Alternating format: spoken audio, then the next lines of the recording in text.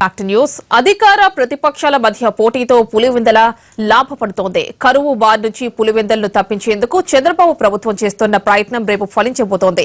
పనిలో పనిగా స్థానిక టీడీపీ నేత సతీష్ రెడ్డి శబ్దం కూడా నెరవేరుతోంది.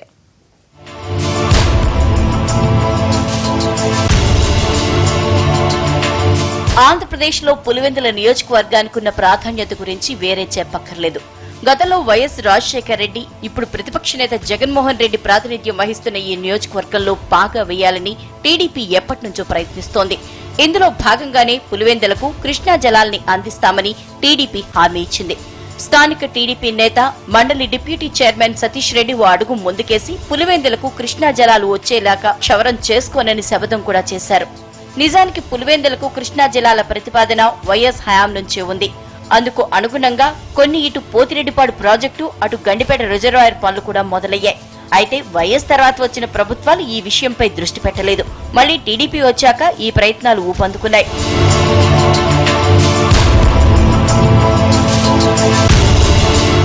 ఈ ఏడాది వర్షాలు బాగా పడటం, అటు పట్టిసీమ ప్రాజెక్టు పూర్తి కావడంతో గండికోట రిజర్వాయర్కి 1000 క్యూసెక్కులకు పైగా నీరొస్తోంది. దీంతో గండికోట నుంచి పులివెందులకు నీరందించే పైడిపాలెం లిఫ్ట్ ను పూర్తి చేసి ఇచ్చిన హామీని నిలబెట్టుకుంది టీడీపీ ప్రభుత్వం. 2 రోజుల ట్రయల్ రన్ తర్వాత రేపు ఉదయం చంద్రబాబు చేతుల మీదుగా పులివెందులకు కృష్ణా నీటిని లాంఛనంగా విడుదల చేస్తారు.